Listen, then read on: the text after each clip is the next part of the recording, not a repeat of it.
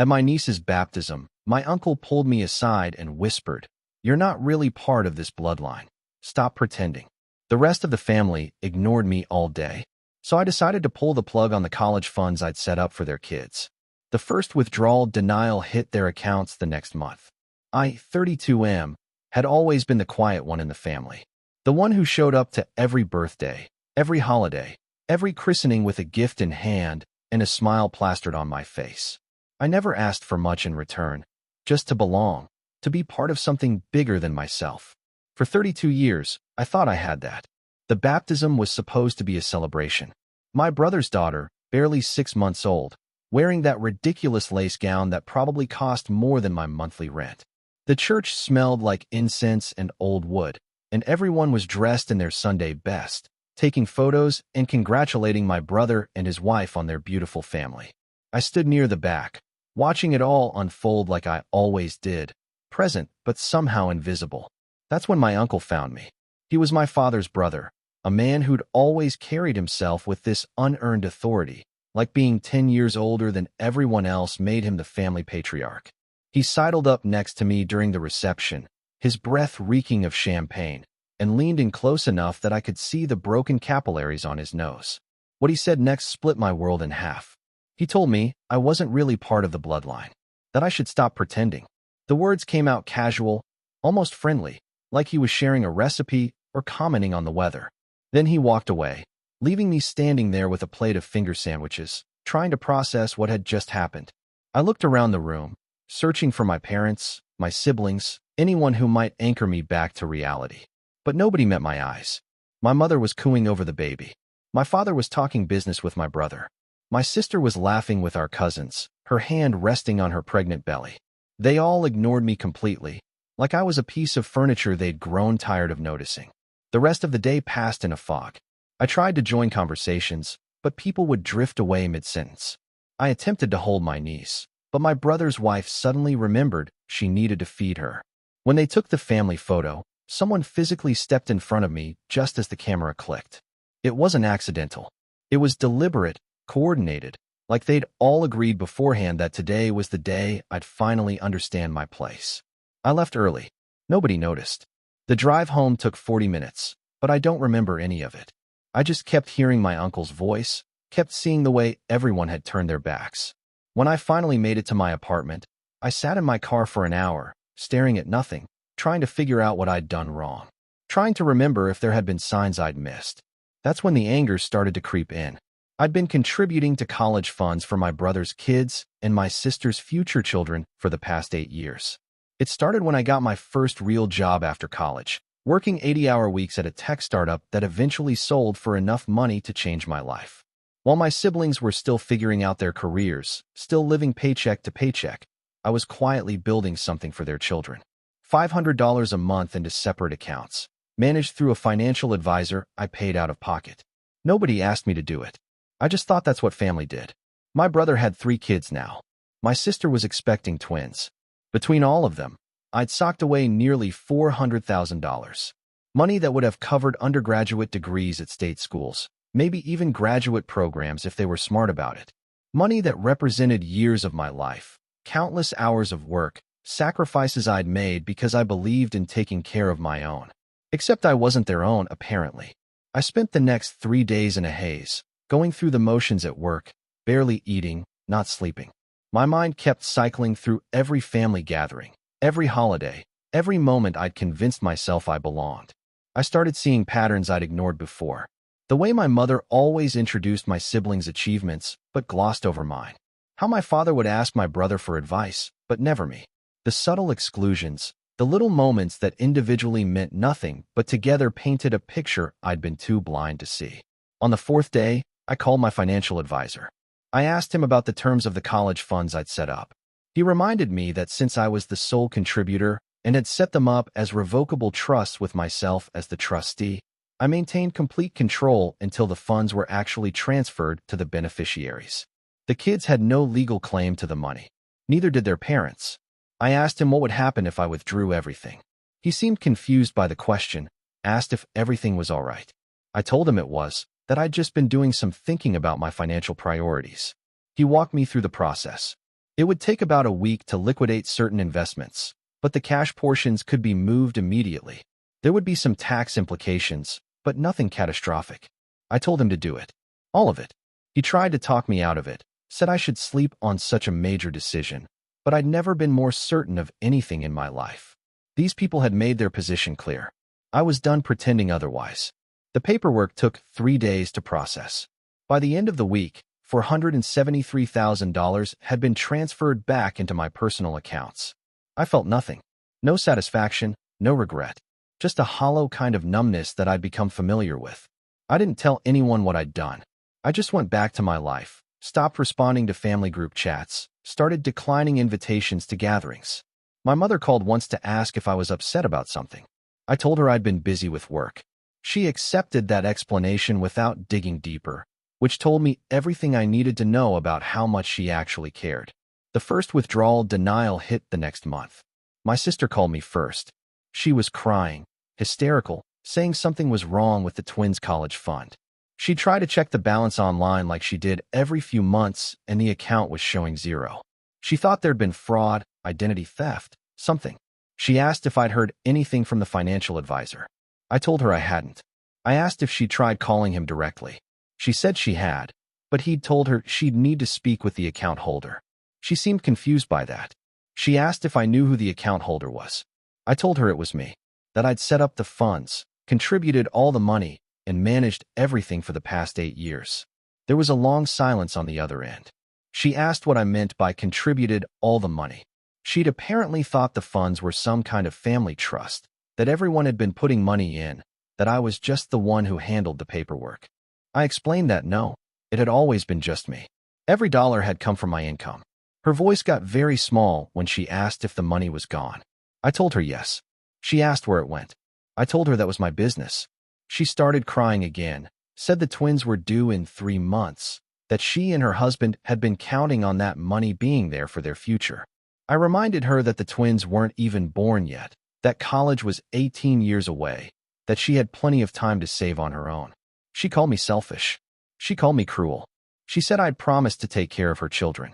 I told her I'd never promised anything. I'd made a choice to help, and now I was making a choice to stop. Then I hung up. My brother took longer to notice. His oldest was only 7, and he checked the accounts maybe once a year at tax time. It was my mother who told him, after my sister called her sobbing.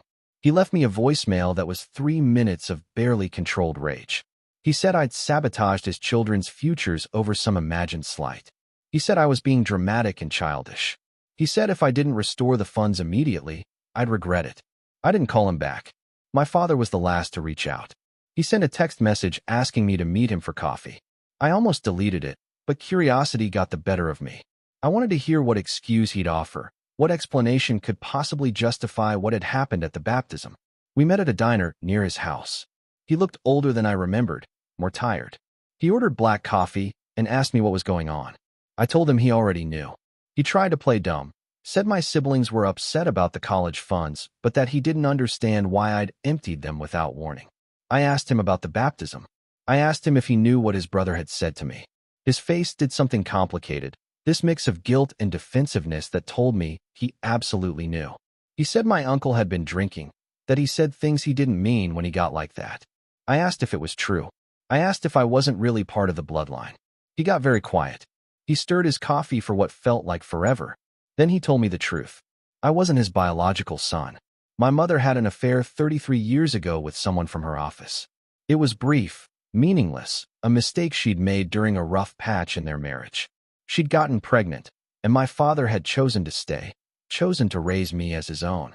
Nobody outside the immediate family knew except for his brother, who'd figured it out when I was a teenager and never let my father forget it. I asked why they'd never told me. He said they were trying to protect me, that they didn't want me to feel different or less than. I laughed at that. I asked how I was supposed to feel now, finding out at 32 that my entire identity was a lie.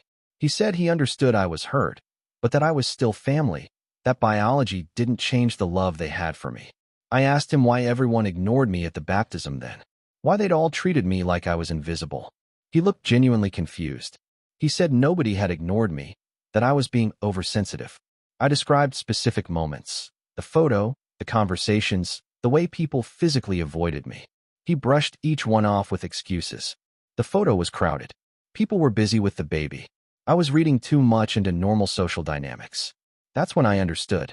They'd gaslit themselves into believing their own behavior was acceptable. They'd convinced themselves that treating me like an outsider while still expecting me to function as family was somehow reasonable. My uncle had just said the quiet part loud, and they'd all gotten upset that the comfortable lie had been exposed. I told my father I was done. He asked what I meant. I told him that I was done playing pretend family, done showing up to events where I wasn't wanted, done contributing to the futures of children who would grow up being taught, subtly or otherwise, that I wasn't really their uncle. He said I was overreacting, that I was letting pride destroy relationships that mattered. I asked him if those relationships had ever actually mattered to any of them. He didn't have an answer for that. Update 1. 3 months passed. Nobody from my family contacted me except for increasingly hostile text messages demanding I restore the college funds. My brother threatened to sue me, though his lawyer apparently told him he had no legal standing. My sister sent me a photo of her twins after they were born, with a message about how I'd never meet them if I didn't make things right. My mother left voicemails asking me to be reasonable, to think about the children. I blocked all of them. The money I'd withdrawn got redistributed. Some went into my retirement accounts. Some went to charities I believed in. A significant portion went to setting up a scholarship fund at my university for first-generation students from non-traditional families. Students who, like me, had to build their own sense of belonging from scratch. Work became my focus. I took on bigger projects, traveled for conferences, actually started using my vacation days for myself instead of family obligations. I discovered I had friends, real ones, who valued my company and didn't need me to prove my worth through constant financial or emotional contributions. I started therapy, which helped me process the layers of dysfunction I'd been swimming in for 3 decades without realizing it. The clarity was stunning. I could see now how much of my life had been shaped by trying to earn a place I should have had by default. How much energy I'd wasted trying to be good enough, helpful enough, present enough to overcome this invisible barrier I'd sensed but couldn't name. The relief of stopping that exhausting performance was immense. Update 2. The real fallout came at Christmas. My mother organized the family gathering like she did every year, and apparently assumed I'd show up despite months of silence. When I didn't, she called me from the party, surrounded by family, and put me on speakerphone. She asked why I wasn't there. She said everyone was waiting for me. I told her that wasn't true. Nobody was waiting for me. They were waiting for the version of me that made their lives easier. The one who wrote checks and asked for nothing. The one who absorbed their subtle cruelties and never complained. That person was gone. My uncle was apparently there. I heard him yelling in the background, saying I was being manipulative, that I was punishing innocent children for adult problems. I asked my mother if he'd ever apologized for what he said at the baptism. She went quiet. I asked if anyone had confronted him about it, defended me, done anything other than pretend it didn't happen. The silence told me everything. I told them all to have a nice holiday. Then I hung up and turned off my phone. Update 3. It's been a year now. I've built a life that feels authentically mine for the first time. I started dating someone who comes from a similarly complicated family background, and we understand each other's damage without judgment. I bought a house, modest but mine. I got a promotion at work that came with the kind of recognition I'd stopped expecting from anyone. The family story has apparently shifted. I heard through a former mutual friend that I'm now the villain in their narrative. The ungrateful son who abandoned his family over nothing, who cruelly withdrew support from innocent children because of his own mental problems. They've convinced themselves that they did nothing wrong, that my response was disproportionate and vindictive. Maybe they're right. Maybe I should have tried to have a rational conversation, to work through the hurt and betrayal like mature adults. Maybe I should have given them a chance to make it right. But I think about that baptism and I know the truth. That wasn't a single bad day. That was a window into how they'd always seen me, a glimpse of the reality I'd been too desperate to belong to notice. My uncle didn't plant those feelings in them. He just voiced what they'd all been thinking. And when given the chance to correct him, to include me, to show me I mattered, they chose silence. So yes, I pulled the plug. I took back the money I'd given freely and redirected it toward a future that actually belongs to me. I stopped participating in a dynamic that required me to constantly prove my worth while receiving nothing but conditional tolerance in return. Some people say blood is thicker than water, but the full saying is that the blood of the covenant is thicker than the water of the womb. The families we choose, the bonds we forge through shared values and mutual respect, those matter more than biology. I chose to stop bleeding for people who never saw me as anything but a convenient donor. And I've never been healthier.